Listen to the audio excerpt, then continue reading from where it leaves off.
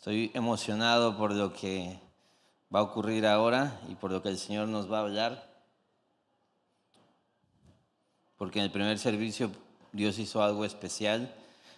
Y de antemano te digo que el sermón ciertamente puede ser un sermón que al principio se pueda sentir rudo, pero teme paciencia porque creo que el Señor nos quiere hablar y bendecir a través de esto, que es la otra cara de su presencia, ¿sí?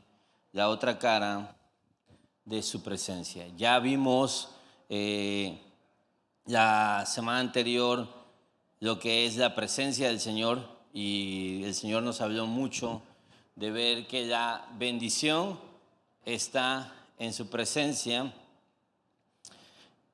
pero hoy vamos a ver la otra cara y vamos a ver Levítico 26. Y como no vamos a leerlo porque es un texto muy largo, no lo voy a leer de inicio, les pido que nos pongamos de pie para poder leer de nuevo. Para poder orar, perdón, es que están acá cambiando.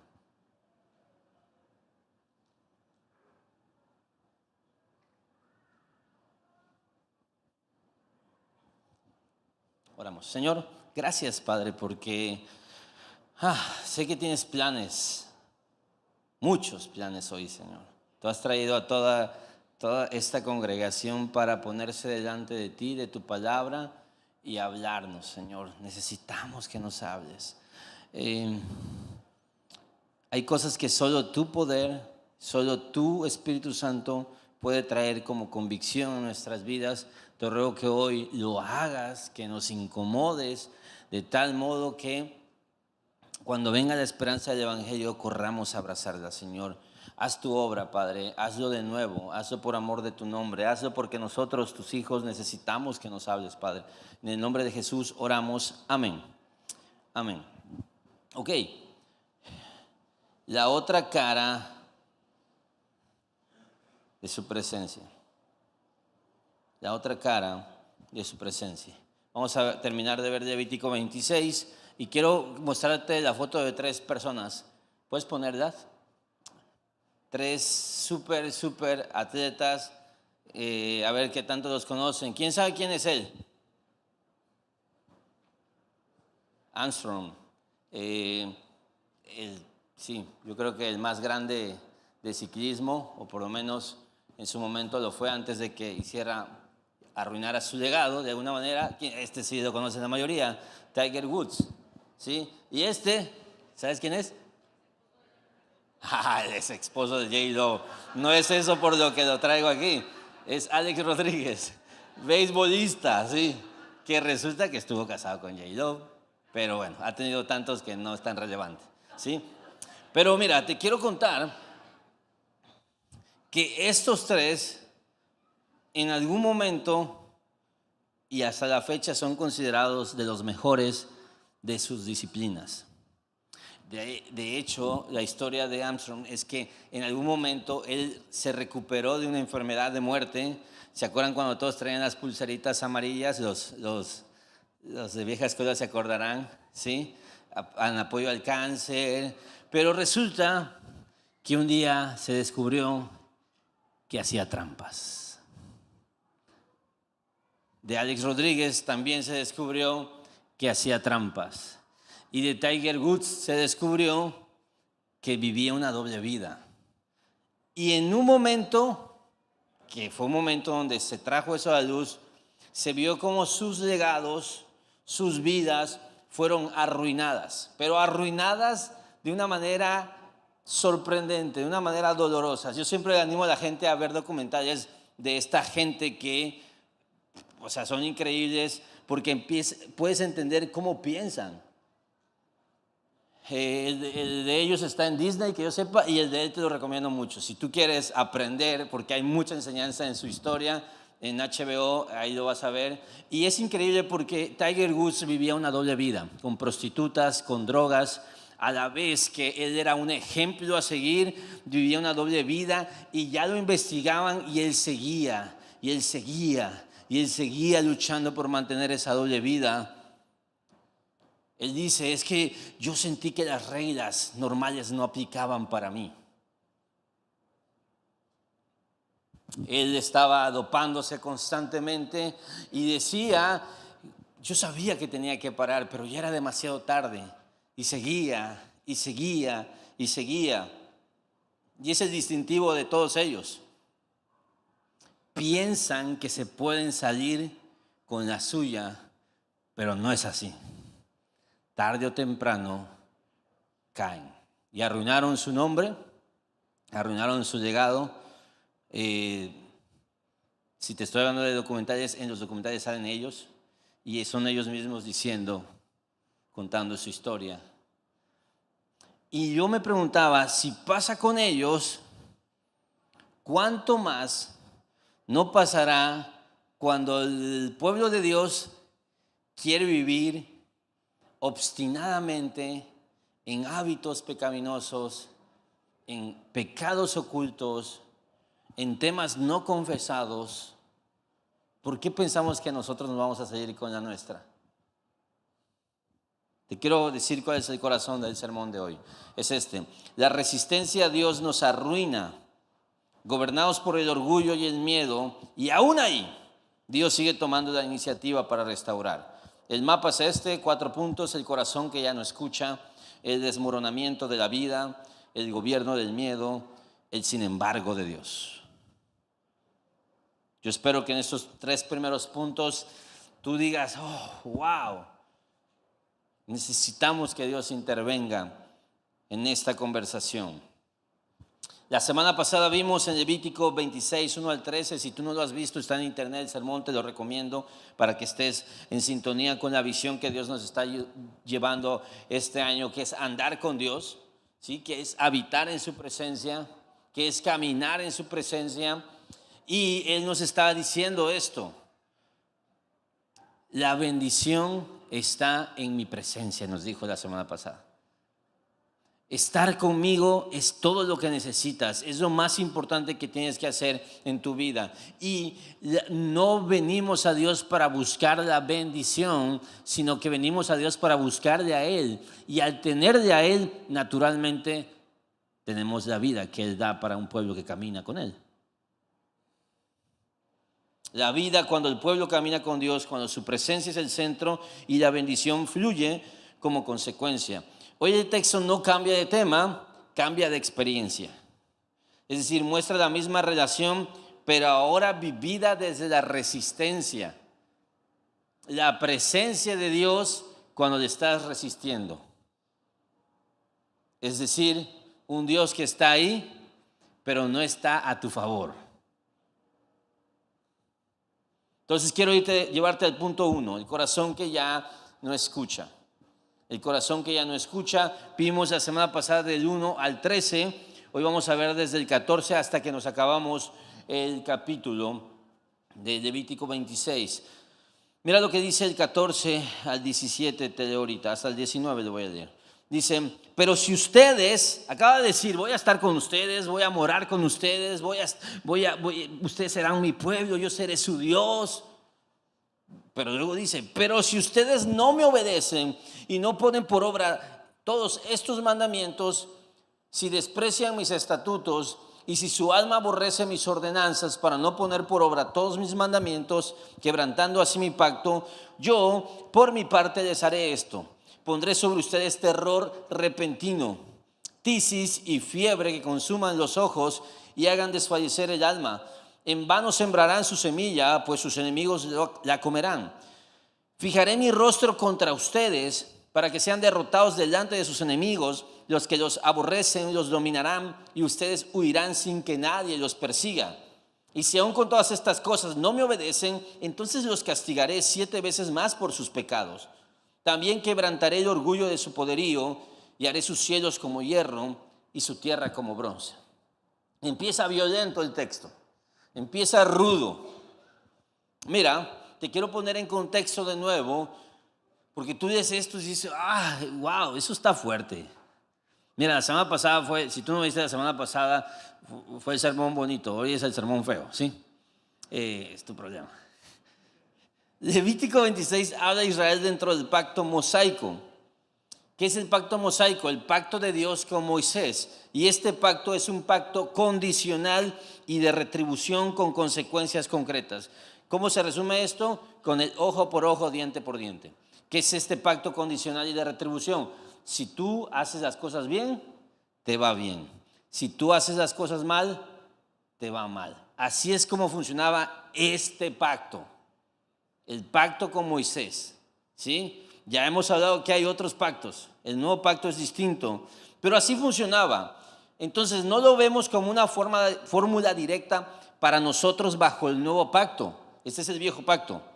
Pero tampoco como algo ajeno, pues este texto revela qué ocurre cuando un pueblo resiste al gobierno de Dios. ¿Qué te estoy diciendo? Que aunque este no es nuestro pacto, la realidad es que Dios no ha cambiado. Dios sigue siendo el mismo. El nuevo pacto incluye la gracia del Evangelio de Jesucristo, por medio del cual tenemos acceso a perdón de pecados, a su misericordia, a sus bondades, a sus méritos. Pero Dios sigue odiando las mismas cosas, sigue sintiendo las mismas cosas, sigue pensando de la misma manera. Él no cambió de opinión. Aborrece tanto el pecado, Dios, y tiene tantas ganas de destruir el pecado porque es santo, que tuvo que entregar a su Hijo Jesús para que se pagara por ese pecado. No, semejante ira no podía ser derramada sobre una sola persona como nosotros, sino el mismo Dios tenía que sufrir eso. Jesucristo, el Hijo de Dios. Entonces dice: pero si ustedes no me obedecen y no ponen por obra todos estos mandamientos, si desprecian mis estatutos y si su alma aborrece mis ordenanzas. ¿Qué es esto? El texto no empieza enumerando pecados específicos, ¿ves? Empieza a describir una actitud del corazón: no obedecer, despreciar, aborrecer. Es decir, no son ignorantes. Es rechazo consciente. Escúchame, esta gente sabe lo que se debe hacer y lo que no se debe hacer. Y lo que se debe hacer no lo están haciendo. Y lo que no se debe hacer es lo que están haciendo. Es un rechazo consciente. Son el pueblo de Dios, como nosotros. De hecho, dice, quebrantando así mi pacto. Aquí el texto nombra el problema con claridad: quebrar el pacto. Había un pacto, un contrato entre dos partes. Ese pacto podía ser invalidado, quebrantado. Y el pueblo está quebrantando el pacto, el contrato. Y al quebrantar el contrato se está privando al pueblo de todos los beneficios de ese contrato, pero también está trayendo todas las consecuencias legales por romper un contrato. Y eso que están haciendo. Y empieza a decir: mira, te va a pasar esto, te va a dar fiebre, vas a vivir en derrota, tus enemigos te van a ganar siempre, te va a ir muy mal. Y dice el 18: y si aún con todas estas cosas no me obedecen, entonces los castigaré 7 veces más por sus pecados. También quebrantaré el orgullo de su poderío y haré sus cielos como hierro y su tierra como bronce. ¿Qué va a quebrantar? Dice el texto. El orgullo de su poderío. Escúchame, desde Lucifer y todos los que siguieron su camino, puedes preguntarle a Saúl, por ejemplo, puedes preguntarle a Esaú. Toda ruina comienza con orgullo, con el tuyo y con el mío.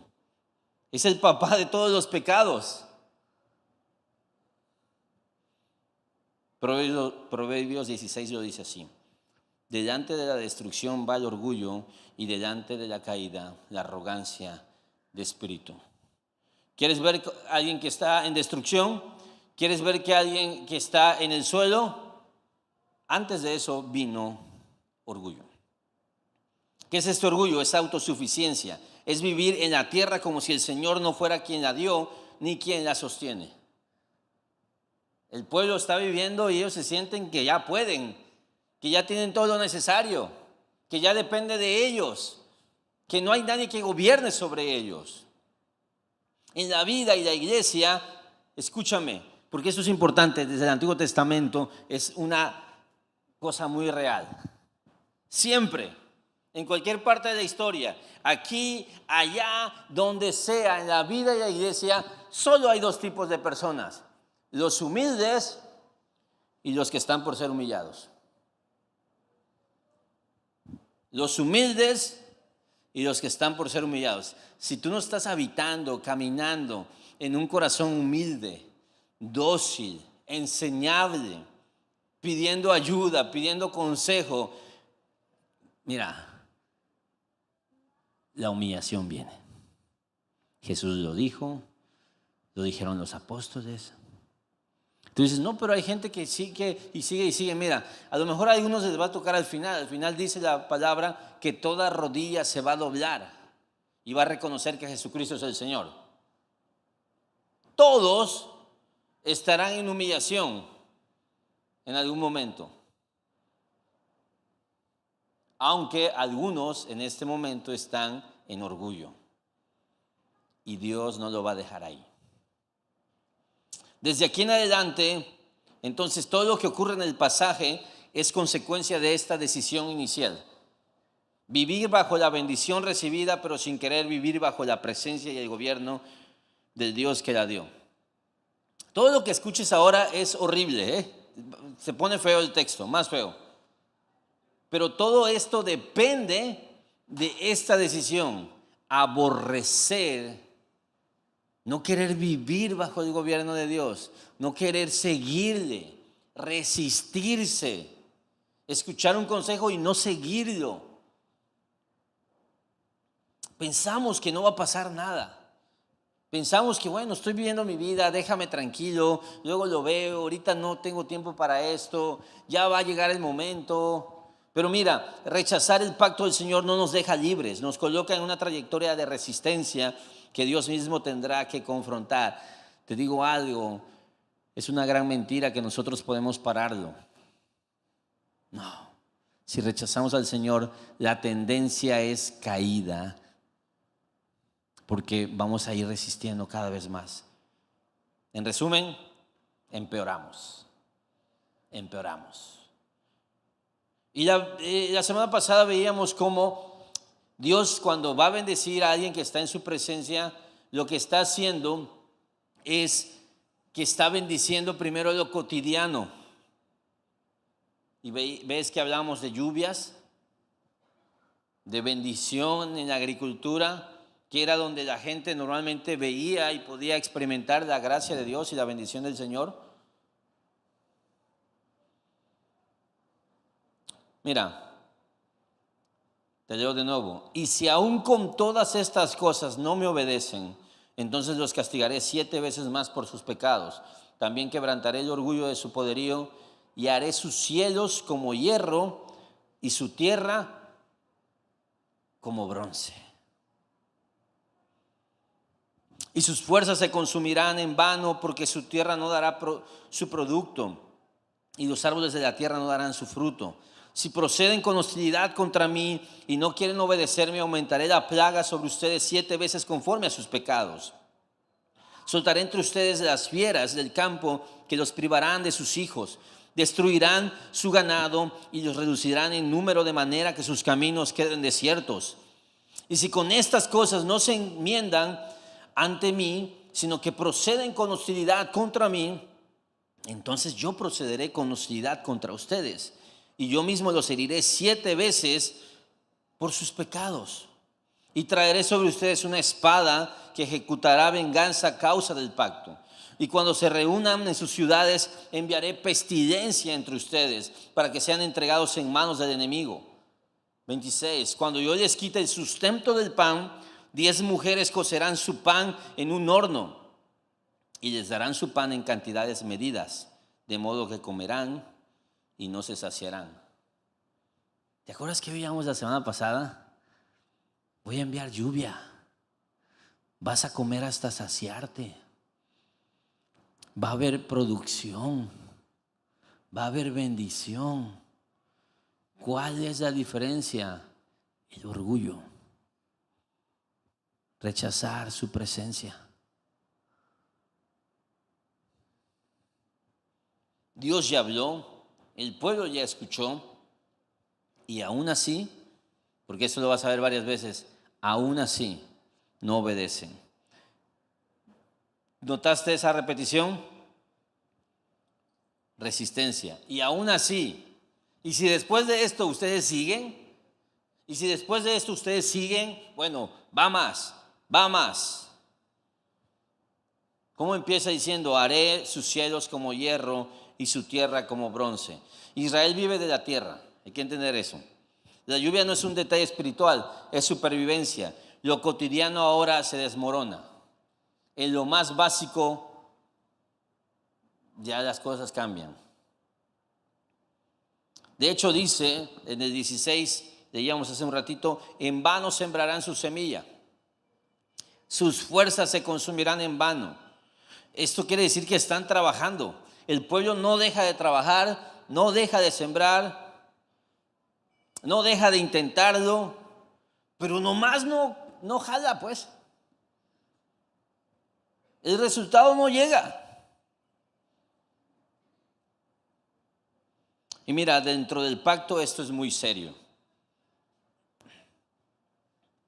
La bendición que hacía fructificar la vida ya no está operando de la misma manera. ¿Sabes qué iba a pasar con Israel? Dios iba a cerrar los cielos. Y fue real. Mira, estamos en Levítico, ni siquiera han entrado a la tierra prometida. Tú sabes que se iban a experimentar esas sequías. En nuestra serie de Reyes estuvimos viendo algunos episodios. El más que quizás te acuerdes es aquella sequía con Elías y con esta viuda que solo tenía un poco de harina y aceite para hacer un último pan, y decía, y después nos vamos a morir porque ya es lo último que tenemos.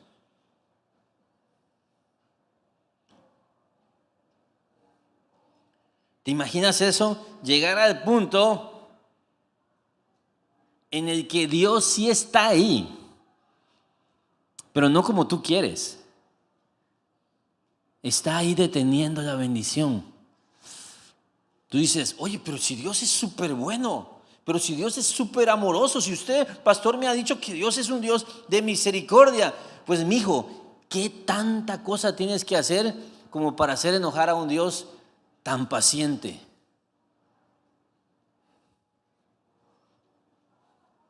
Imagínate que es lento para la ira y grande en misericordia. ¿Qué tanto le tienes que meter para que la copa se llene y se desborde y entonces empieces a experimentar esto? Pues Israel lo hizo. Durante cientos de años persistieron en su pecado. Mira, dice el 21, si proceden con hostilidad contra mí y no quieren obedecerme, aumentaré la plaga sobre ustedes 7 veces conforme a sus pecados. Soltaré entre ustedes las fieras del campo que los privarán de sus hijos. Destruirán su ganado y los reducirán en números de manera que sus caminos queden desiertos. Si proceden con hostilidad. Mira, aquí el texto vuelve a nombrar el problema. No es solo desobediencia, es hostilidad. Y Dios tiene que subir la intensidad, pero no es el final todavía. Es la presión aumentando. Mira, en la industria, por ejemplo, en la industria petrolera, hay ciertas, vamos a llamar, máquinas o equipos que están apretados. Voy a usar un lenguaje trivial, ¿no? Están apretados, hay tuercas que están muy apretadas. Y la única forma de quebrar eso o de romper esa presión, eso tan duro, es metiéndole presión. Y agarras unas bombas o hay diferentes herramientas y empiezas a bombear. Y no, oye, ¿cuánto? 5,000 PSI, 6,000. Todavía no truena. métele más. Oye, está apretadísimo. ¿Cuánto le metieron entonces? Más. En algún momento va a reventar. Según el endurecimiento, es la intensidad, No quise usar este ejemplo y no quise usar el de un horno, subiendo la temperatura porque está más feíto, ¿no? Pero ¿cuántos grados aguantas? ¿Cuántos? ¿Cuánta presión soportas? Porque estos tercos eran de aguante, Y si con estas cosas no se enmiendan ante mí, mira lo que acaba de decir, acaba de decir que soltaré las fieras y se van a comer a sus hijos. Cualquiera de nosotros diría, ya. Pero tú sabes que el endurecimiento es tremendo. Tú conoces la historia de Faraón. No aguantó una. Dijo, todavía no. 2, todavía no. 3, llegó a 10 plagas. ¿Cuánto necesitas ver para agarrar el rollo? Bueno, y si con estas cosas no se enmiendan ante mí, sino que proceden con hostilidad contra mí, entonces yo procederé con hostilidad contra ustedes. Yo mismo los heriré 7 veces por sus pecados. ¿Sabes cuál es el tema? Que nos ponemos al tiro contra Dios, pues. Pensamos que le vamos a ganar. Esto es como pasa con mis hijos, y yo era así, yo me acuerdo que era así, que a veces a mí me corregían o me castigaban y yo me reía, era un cínico, ¿sí? Y ahorita lo estoy viviendo, ¿no? Lo que dicen siempre. Entonces uno de ellos me dice, no me dolió, me dice. De hecho pasó hace poquito, han estado tremendos, ya me urge que sea lunes y regresen a la escuela, ¿sí? Pero hace cuando de aquí, ya. Así. No me dolió. Y yo así, ¿cómo? ¿Qué dijiste? ¿No te dolió? Ven. Se ríe el canijo. A ver, ven pues. No me dolió, me dice. Y yo así como, ¿a poco crees que te estoy dando con toda mi fuerza, hijo? No, de ninguna manera, si tú sí lo haces, tienes un problema, pide consejería, pero de ninguna manera aflijo a mis hijos con toda la fuerza con la que puedo hacerlo, Y de nuevo, si lo hiciera, tendría un serio problema, porque no funciona así. Y ya, fui subiendo la presión y yo dije, este canijo, porque ya tenía rojo. Ese canijo, ok, le digo, pues mira, la disciplina tiene que doler. Si no duele, no funciona. Así que va más. Y ya luego le di así fuerte, ya me dolía a mí la mano, ya no le dolía la pierna. Y ya le di más fuerte y ahí sí sentí, llegué donde hizo así. Y se pone a orar y empieza a decir, me está sangrando la pierna. ¿Cómo pueden maltratarme tanto mis padres? Sí. Y ya se quiso salir por la ventana y como, me voy a un lugar donde me quieran. Le digo, no que muy fuerte. No que muy fuerte. Yo me puse así como, a ver, si vas a jugar ese juego, yo lo juego también. Pero mira, es un niño. Nosotros a veces queremos jugar así con Dios. ¿Ya vino la disciplina? Seguimos como, ¿has visto estos sapos de patio que están ahí y los hurgas y no se mueven? Así hay unos que están aquí, por más que ya muévete, y están así como decimos amachados, no se mueven, son tercos. Bueno, Israel era de dura cerviz. Dice Dios, si no agarran la onda, tengo más. Mira, si estás viendo y no ves, porque ahí se aplica el estás viendo y no ves, y Dios sigue aumentando la presión y sigue sin quebrarte, te quiero dar una noticia, perdóname, Dios siempre tiene más, Dios siempre, ¿cómo te explico que Dios hizo que se abriera la tierra y se tragó a gente? o que Dios hizo que cayera fuego y quemó 2 ciudades enteras.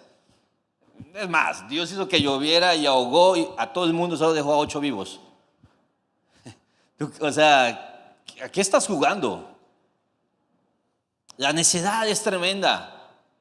La necedad es tremenda. Y la vemos porque lo veo con mis hijos y lo veo conmigo. La necedad es tremenda. Dice Proverbios que es mejor encontrarte a una osa a la que le acaban de quitar a sus ositos que con un necio en su necedad. Con un terco que no agarra la onda, que no entiende. Mira, Dios golpeará lo cotidiano porque ahí es donde habitamos y vivimos, y ahí es donde puede despertarnos y traernos hacia Él. Por eso golpea ahí. Pero si aún con estas cosas seguimos en resistencia, entonces Dios tendrá que subir la presión. Y escúchame esto, si te ama y eres su hijo y te quiere para Él, la va a subir. Si no eres su pueblo, si no eres su hijo, entonces tranquilo. Pero Dios al hijo que ama, disciplina. ¿No entendiste? Va más. ¿No entendiste? Va más. Y lo que te quiero decir es que veas cómo a pesar de esta dureza, esto es gracia. Esto es gracia. Pero hay más. Se puede subir la presión. Voy a quemar a mi papá. Mi papá es lo máximo, es una de las personas más pacientes, relajadas. Pero tú sabes qué pasa con estos así pacientes, amor y paz, ¿no? Cuando los haces enojar. Y mi papá, perdóname papá, porque mi papá es lo máximo. Si tú lo conoces sabes que es lo máximo. Mi papá cuando se enojaba nos decía, ¿me quieres ver enojado de verdad? Y yo así, no. Nos decía, porque yo estoy loco. Híjole, me va a matar. Pero así, yo estoy loco. Y sí, como 3 veces lo vi enojado. Y ya te contaba una vez que yo no me quería levantar. Yo iba a la universidad a las 6 de la mañana en Lohat y vivía en Comalcalco. Tenía que irme a las 4:30 a la Comal. Y dime, o sea, ¿quién estudia? ¿Quién logra una carrera con ese ritmo? Bueno, yo estaba así a las 4 de la mañana y mi papá después de orar me levantaba y yo no, papá. Y ya te he contado que una vez él me hacía un chocomil, me hacía, ¿no? La mañanita y me levantaba con mi chocomil. Ya era así, después de orar, mi papito, ¿no? Ya te vas a la escuela. Y un día lo harté, que casi me hizo broncoaspirar chocomil. Me echó el chocomil en la cara. Y así y así como, ya levántate, chaval. Por eso te digo, cuando las 3 veces que se alocó, era verdad. ¿A qué voy con eso, hermano? No quiero, la comparación a lo mejor suena muy absurda. No hagas enojar a Dios. Es a todo dar. Pero Dios enojado, uy, puede ir más, ¿eh? Siempre hay más. Y mira, quiero hablarte del gobierno del miedo. Dice el 27, y tú es donde tú dices, ya párale, ¿no? ¿Has visto que hay gente así como, oye, ya? O sea, ¿qué es lo que buscas? Bueno, si a pesar de todo esto no me obedecen, sino que proceden con hostilidad contra mí, entonces yo procederé con ira y hostilidad contra ustedes. Yo mismo los castigaré 7 veces por su pecado. Te quiero decir que ya había dicho lo de 7 veces. O sea, todavía hay más, pues. ¿Cuánto? ¡Wow! ¿Te acuerdas que había dicho que va a haber tal sequía que entre 10 mujeres se van a tener que poner de acuerdo para usar un solo horno y hacer un pan y se lo van a dar así como un pedacito? Te toca un pedacito, es decir, y no se van a saciar el hambre. ¿Crees que puede haber más hambre? Claro. Y empieza a hablar del sitio, el asedio, que si tú sabes cuáles eran los asedios, el ejército enemigo rodeaba un lugar y no dejaba que salieran y entraran, entonces empezaban a acabar los recursos. hasta que empezaban a morirse de hambre. Era lo peor de lo peor. Y eso le pasó a Israel. Pues mira, 7 veces más, ok. Dice el 29, comerán la carne de sus hijos y la carne de sus hijas comerán. Es decir, van a tener que practicar canibalismo. Semejante nivel de carencia, de opresión. Destruiré sus lugares altos, derribaré sus altares de incienso y amontonaré sus cadáveres sobre los cadáveres de sus ídolos, pues mi alma los aborrecerá. Vimos en la serie de Reyes que eso pasó. También dejaré en ruinas sus ciudades, desolaré sus santuarios y no oleré sus suaves aromas. Asolaré la tierra de tal modo que sus enemigos que se establezcan en ella queden pasmados. A ustedes, sin embargo, los esparciré entre las naciones y desenvainaré la espada en pos de ustedes, y su tierra será asolada y sus ciudades quedarán en ruinas. Entonces la tierra gozará de sus días de reposo durante todos los días de su desolación. Mientras que ustedes habiten en la tierra de sus enemigos, entonces descansará la tierra y gozará de sus días de reposo. Durante todos los días de su desolación, mira esa palabra, desolación, la tierra guardará el descanso que no guardó en sus días de reposo mientras habitaban en ella. Te quiero dar un dato nada más técnico muy interesante. Se dice que históricamente, ¿te acuerdas que la vez pasada Dios habló y dijo que una forma en la que tú tienes que buscar que el pueblo tenía que agradar era guardando el reposo? Uno de estos días de reposo era que cada 7 años, al 7º año, la tierra se tenía que dejar descansar. Es decir, eso era un tema de confianza, dejar de producir, dejar de exprimir la tierra. Y durante 490 años el pueblo de Israel desobedeció ese mandamiento. Y escúchame, Dios no anda jugando. ¿Sabes cuántos años duró el cautiverio y la tierra desolada? 70 años. Los años que le debían al Señor. Los años que la tierra no había descansado. En cuanto a los que quedan de ustedes, porque algunos quedarán, infundiré cobardía en sus corazones en la tierra de sus enemigos, y el sonido de una hoja que se mueva los ahuyentará, y aun cuando nadie los persiga, huirán como quien huye de la espada, y caerán.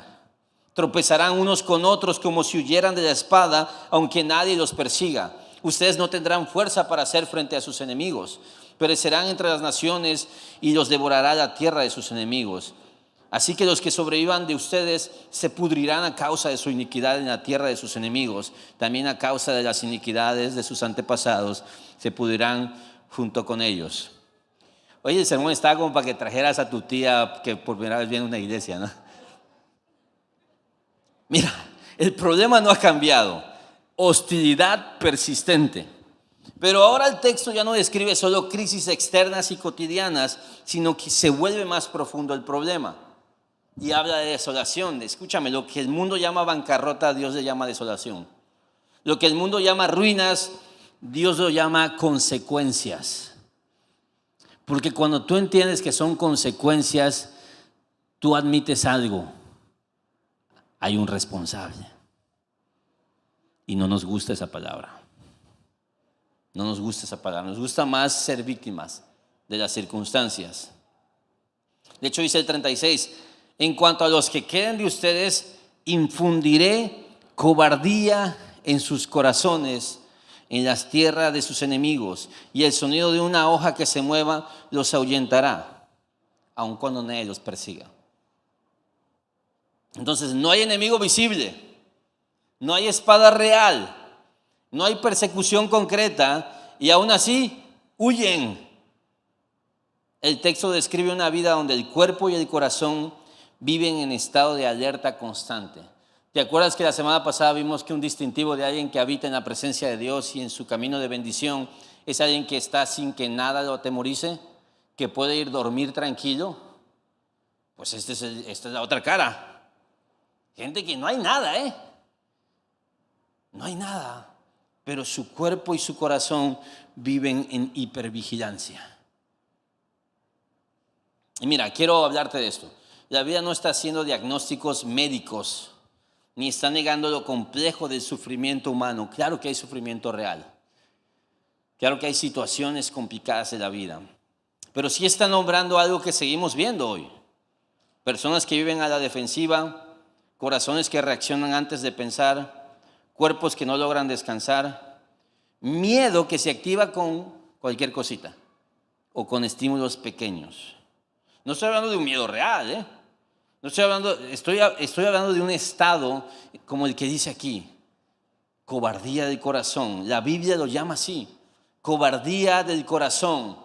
No como insulto, sino como descripción de una vida gobernada por el temor.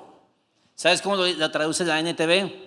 Desmoralizados, que es el concepto de gente que vive sin ánimo. ¿Te suena?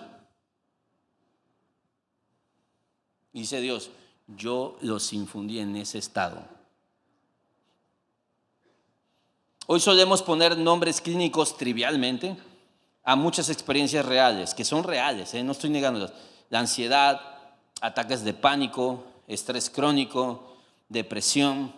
Y mira, la medicina puede ser un regalo de Dios, pero yo leo esto y el texto nos permite hacer una pregunta. Es posible que en algunos casos, mira que estoy siendo súper a todo dar hoy, en algunos casos, lo que tratamos como un problema de salud mental en realidad tenga raíces espirituales profundas. Levítico no nos deja ignorar esa posibilidad, Y tú dices, no, yo sé esos, algunos otros casos donde sí es real. No, pues a lo mejor. Pero ¿ves el estado que describe? Mira, vamos allá. Tropezarán unos con otros como si huyeran de la espada, aunque nadie los persiga. Ustedes no tendrán fuerza para hacer frente a sus enemigos. Perecerán entre las naciones y los devorará la tierra de sus enemigos. Hay un precepto de guerra fuerte, de hecho, igual pensaba no ponerlo, pero es un principio de guerra muy importante. Y es este. Si ves a un soldado rival con una pistola en la boca, déjalo, se matará solo. Es un principio de guerra muy relevante porque optimiza tus esfuerzos. Hay gente que ellos mismos se van a dar el tiro de gracia. Y lo que está diciendo aquí representa personas que están en la orillita de la playa, hincados, así, me estoy ahogando. No te estás ahogando, papá, párate.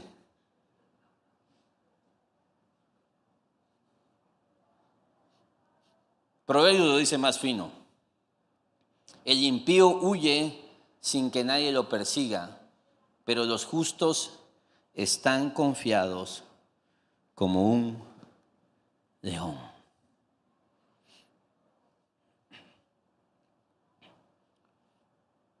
¿Qué es esto? Huyen sin... Mira, te doy el ejemplo de mis hijos y yo no lo digo para que tú digas, sí, pues es que así son. No, son unos niños, pues. Pero ellos, por ejemplo, suena el sonido del regulador así de una variación de voltaje.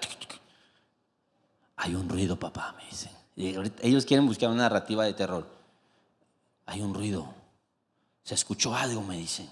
Ya, ellos quieren que los metamos a dormir al cuarto. Se escuchó algo allá. Mira, nosotros a veces estamos así como, ¿viste? ¿Viste lo que hizo? ¿Qué hizo?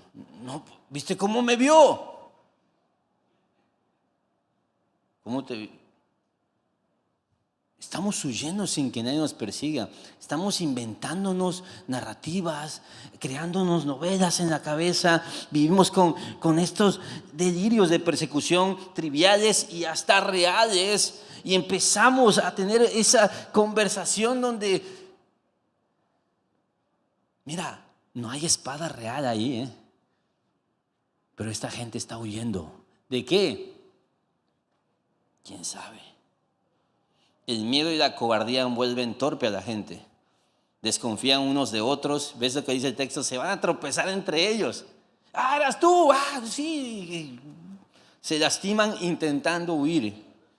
Se aíslan de la comunidad.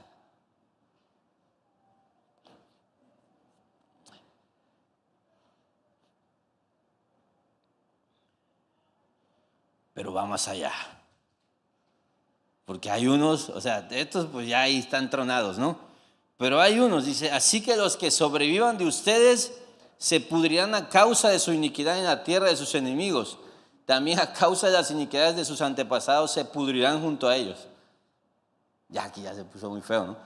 Pero mira,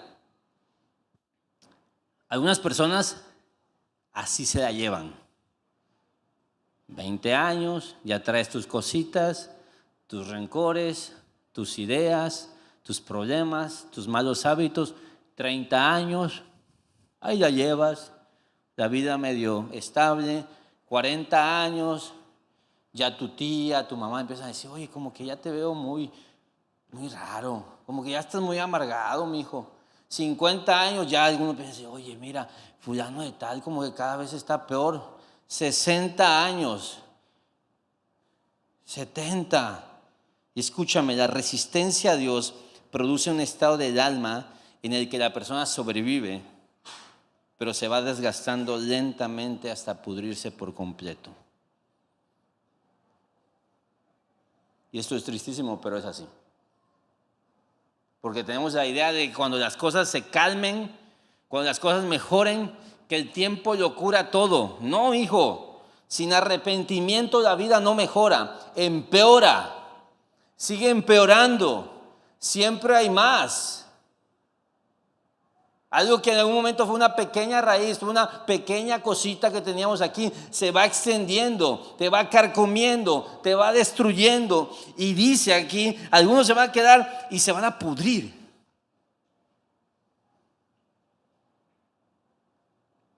Sin arrepentimiento la vida no mejora, ¿eh? Pasarán los años y la cosa estará peor. Entonces tú dices, wow, está complicado entonces, pastor. ¿Cómo le hacemos? Gracias a Dios hay una salida, ¿eh? Hay una esperanza. Pero escúchame, te quiero repetir de nuevo. Sin arrepentimiento la vida no mejora. Si tú llegaste al punto 3 y sigues justificando, argumentando, debatiéndolo, si sigues ahí de terco, el punto 4 no es para ti. Si tú dices, ok, ¿qué hago? Yo soy este. El 4 es un regalo del Señor. El sin embargo de Dios.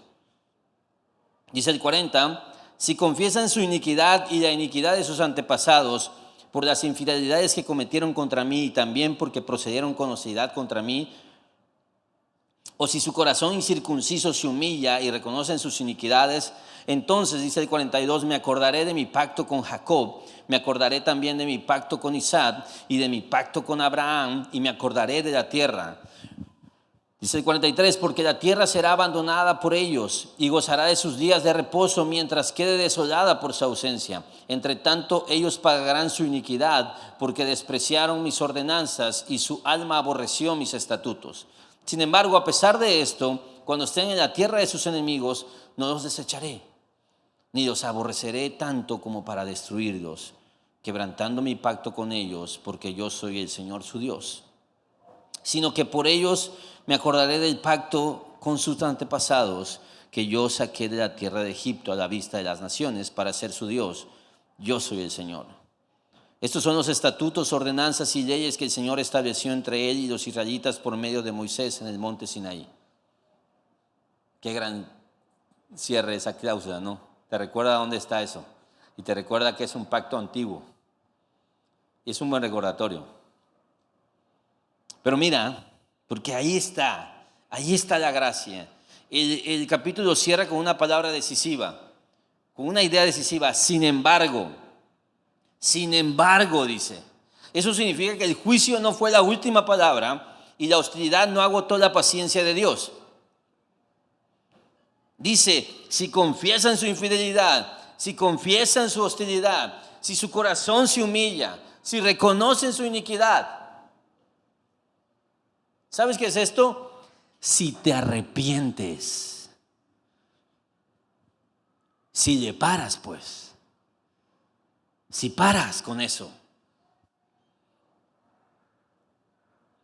Dice la NTV Dice, sin embargo, mira cómo lo dice, porque es hermoso, la NTV cómo lo maneja.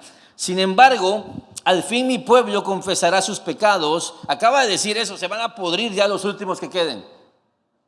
Sin embargo, al fin mi pueblo confesará sus pecados y los pecados de sus antepasados por traicionarme y por ser hostiles hacia mí.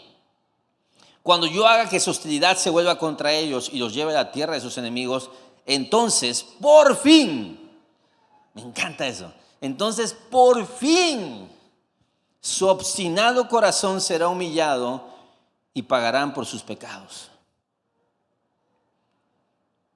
Confesión, ¿qué es confesión? Es el momento en el que el pueblo deja de justificarse, deja de resistir, deja de huir. Mira, este es un concepto básico de la teología, la antropología, la consejería bíblica.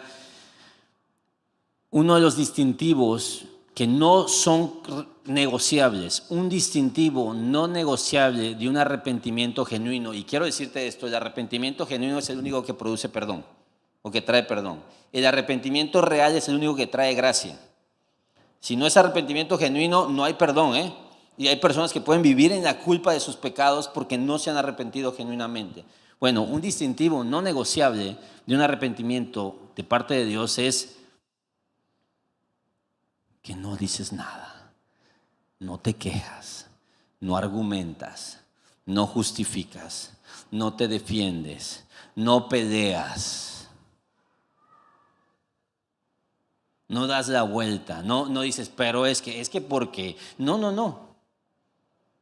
Que viene la consecuencia y tú dices, es lo correcto, es lo justo, fallé Dios contra ti, te traicioné Dios. Fui hostil hacia ti.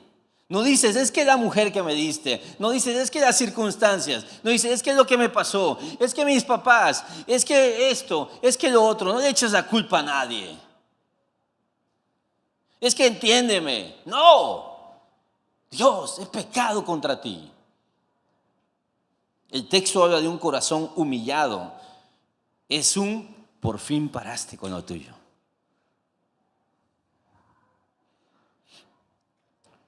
Mira cómo dice la NTV 44 y 45. Dice, a pesar de todo esto,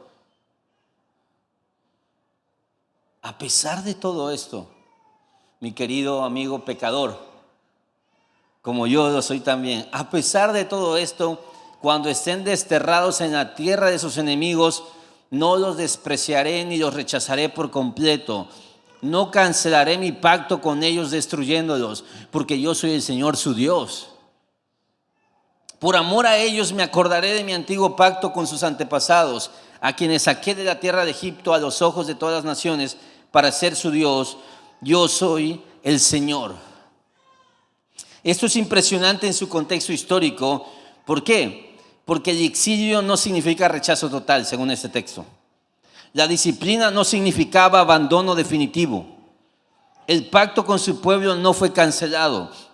Incluso en tierra ajena, en la disciplina, en el castigo, en el juicio, Dios sigue diciendo, yo soy el Señor su Dios.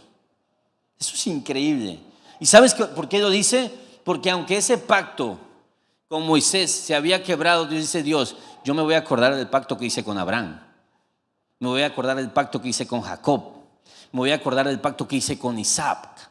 Me voy a acordar del pacto de la tierra. Por eso no los voy a desechar. No los voy a destruir por completo. Porque aunque invalidaron este pacto, yo he jurado cosas para este pueblo. Y Dios es fiel.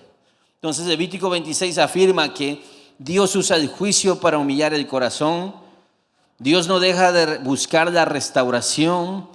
Y Dios permanece fiel incluso cuando el pueblo no lo fue. Sin embargo, el Levítico no niega el juicio, lo atraviesa. ¿Ves que le está diciendo, ahora van a pagar estos 70 años, pero no los voy a destruir? Es decir, la disciplina es real, el dolor es real, pero tiene un propósito de restauración. En el Evangelio Dios hace lo mismo, no ignora nuestra ruina, entra en ella, mete las manos al lodo por nosotros. Y quiero decirte esto, lo que en Levítico es una puerta abierta, sin embargo, aunque estén ahí, y te digo algo, te quiero recordar, están ahí porque se lo buscaron. Mira, fallaron, vivieron consecuencias de sus errores y aún así siguieron. Vinieron más consecuencias y aún así siguieron. Vinieron más consecuencias, aún así siguieron. Son ellos, pues. Te estoy diciendo para que no digas, ay, pobrecito. No, pues es que ellos decidieron estar ahí. Pero aún así, Dios dice, sin embargo, no los voy a aborrecer. Sin embargo, serán mi pueblo. Lo que en Levítico es una puerta abierta por la fidelidad de Dios, en Cristo se vuelve una realidad asegurada. Dios no espera que sostengamos su presencia en nosotros.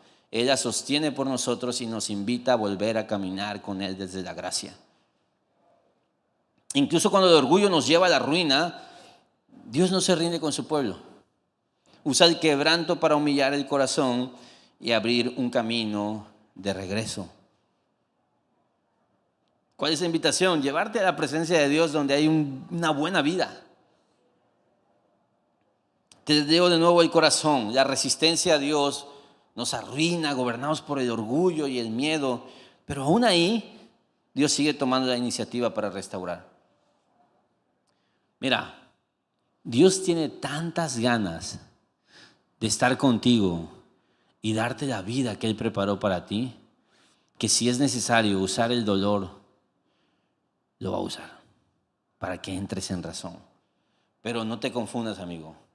Si tú quieres, puedes persistir y persistir y Él tendrá que subir la presión por la dureza en el corazón. Así que quiero ayudarte con algo porque tú dices, oye, ¿qué hago? O sea, ¿cómo puedo llevar esto y tener cosas prácticas en mi casa? Porque Dios me ha incomodado hoy, entiendo que algo tiene que pasar distinto en mí. Mira, esta semana toma unos minutos a solas y responde con honestidad delante de Dios. Hazte esta pregunta. ¿En qué área concreta de mi vida sé que Dios ha hablado y yo he estado evitando escuchar? ¿Qué decisión, relación o hábito he estado justificando? Porque quiero decirte esto, si Dios ya te lo ha dicho, si Dios ya te ha hablado y tú no has obedecido, eso se llama resistencia. Tú no ignoras su verdad, tú decides ignorar su verdad. Tú decides oponerse a su verdad. Tú sabes, es una resistencia consciente. Así que hazte esa pregunta esta semana.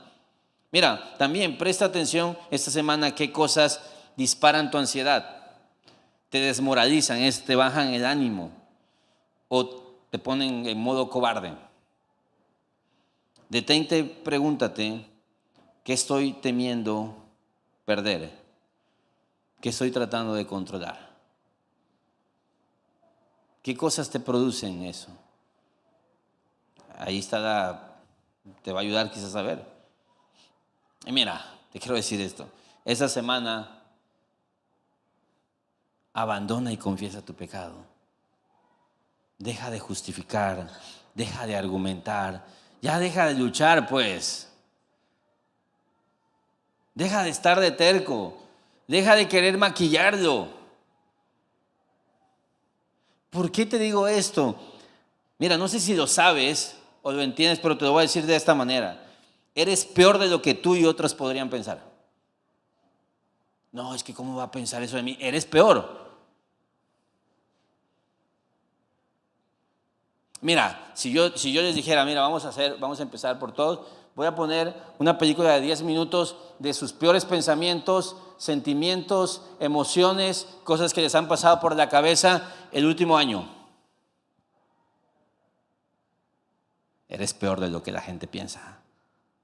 ¿A poco no? De lo que tú piensas. ¿Y sabes quién sí lo sabe? Dios. Eso te dice que eres más amado por Dios de lo que te imaginas. Dios te conoce y mira, te está hablando. Te conoce y se está acercando a ti. Te conoce y te está llamando. Porque te ama. Deja de pelear contra Él. Deja de justificarte. Sí, eso y más. Sí, he pecado. No vivimos para provocar el sin embargo de Dios. Vivimos porque sin embargo ya fue pronunciado por gracia. En el Evangelio, el Evangelio es el sin embargo hecho carne, Efesios 2. Estábamos muertos en nuestros delitos y pecados, pero Dios que es rico en misericordia, dice. Y es como si Dios dijera en el Evangelio: no esperé a que dejaras de resistir para acercarme, me acerqué para darte un camino de regreso. Ese camino está disponible, ¿eh? Si tú quieres arrepentirte, Él se está invitando a su presencia. Es como, mira, aquí estos pastos, estas aguas de reposo, este cuidado, estas promesas, este deleite, este gozo, esta paz está esperándote. Ven, quiero estar contigo. ¿Qué haces allá sufriendo? Regresa, deja de justificar que traicionaste a Dios y fuiste hostil contra Él. Deja de hacerlo. Todos lo hemos hecho, ¿eh? Y lo que quiero hacer ahora es esto. Porque si sabes que este es el antiguo pacto y te hablé mucho de esto. Hoy tenemos un nuevo pacto. Ese pacto es el Evangelio. Ese pacto es la comunión de Dios con nosotros a través del Espíritu Santo. ¿Y sabes cómo selló ese pacto? Con la sangre de Cristo. La esperanza de la que te estoy compartiendo hoy no es una esperanza de que tú seas perfecto, de que tú ya todo lo hagas bien. Es de que Dios ya lo hizo por nosotros a través de Jesucristo. Y Él dijo, Jesús, cuando habló de la cena del Señor, dijo: este es el nuevo pacto en mi sangre. Y no veo una mejor manera de cerrar hoy que diciéndote esto: arrepiéntete. Si te arrepientes y le pides perdón y dejas tu rollo y le paras, eres perdonado. Arrepiéntete y recuerda el nuevo pacto en su sangre con la comunidad de gracia llamada iglesia. ¿Sabes cuál es el distintivo de todos los que estamos aquí? Todos somos pecadores. Todos hemos sido hostiles contra Dios en algún punto. Todos hemos sido infieles a Dios en algún punto. Eso es lo que nos identifica, ¿eh? Hay otra cosa que nos puede identificar si tú le entras: ser un pecador perdonado. Un pecador amado y recibido en la familia de Dios. Y esa familia es la iglesia. Es la iglesia. Entonces, yo voy a orar ahora. La banda va a subir, va a empezar a cantar. Y si tú te pones a cuenta con Dios, si tú te arrepientes, si tú le pides perdón por tus pecados, Él te perdona y te recibe. Y si es así, estás invitado a la mesa del Señor. Porque lo que hacemos en la cena del Señor no es una cosa rara, es recordar. Él dijo: hagan esto en memoria de mí. Practiquen esto, que es un simbolismo de algo un pan que se rompe en nuestra boca. Dice: este es mi cuerpo que por vosotros es partido. Cuando Él lo partió y lo compartió. Y bebemos algo que simboliza el vino, su sangre. Es la sangre del pacto. Es un recordatorio. Estás invitado a hacerlo si así lo quieres. Pero escúchame, es para gente arrepentida. ¿Sabes cuál es el regalo más increíble? Que Dios quería decirte esto hoy. Por eso estás aquí. Así que Él ha tomado la iniciativa. No te resistas. No lo hagas. Es una tremenda necesidad resistirse a su voz. Arrepiéntete. Arrepiéntete de verdad. Hay perdón, hay gracia. Hay gracia, hay demasiada gracia, hay demasiada misericordia, ¿sabes? Su gracia no tiene límites. Él te puede perdonar. Pero arrepiéntete. Señor,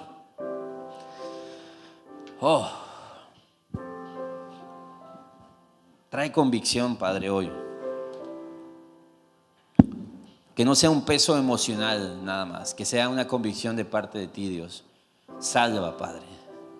Trae a tus pies a aquel que no te conoce, aquel que se ha alejado, aquel que ha jugado con fuego, aquel que se ha resistido demasiado tiempo. Tú quieres bendecir a tu pueblo, Dios. Tú quieres estar con nosotros. Tú quieres habitar con nosotros, Señor. Trae convicción de pecado, Padre. Por favor, trae convicción de pecado. Te pedimos, Señor, misericordia y gracia. Trae perdón. Trae perdón, Dios. Trae perdón, Señor. Trae esperanza. Que la gracia de Jesucristo se derrame con esperanza, Padre, para el pecador arrepentido, Dios. De aquel que se sigue resistiendo, ten misericordia, Dios. Que hoy no sea la última oportunidad, Dios. Ten misericordia, Padre. Ten misericordia, Señor. Trae convicción de pecado. Que podamos odiar de verdad el pecado, Dios. Que no normalicemos y justifiquemos el pecado, Dios. Muéstranos incluso si hay pecados ocultos que no podemos ver hoy. Tráelos ante nosotros, Señor. Convéncenos de aquellas cosas que ni teníamos presentes, Señor. Límpianos por completo. Limpia nuestra mente, nuestro cuerpo, nuestro corazón. Limpia nuestros ojos, Señor. Nuestros oídos. Limpia nuestros recuerdos, Señor. Límpianos, purifícanos por completo, Dios. Y mi Rey, bendice estos elementos. Queremos de tu presencia, queremos de tu gracia, Dios. Bendice estos elementos, de manera que al participar de esto podamos experimentar, Dios, experimentar esa gracia que viene a través de esta celebración y este recordatorio, este memorial que es tu cena, Señor. Recuérdanos el Evangelio, recuérdanos tu sacrificio, Dios. Lo que costó que nosotros hoy podamos ser perdonados y tener esperanza y descansar y poder irnos tranquilos a casa sin temor, sabiéndonos perdonados, limpios, Señor. Eso costó tu sangre, Padre. Así que bendice este tiempo y a quienes vayan a participar de esto, Padre. En el nombre de Jesús oramos. Amén.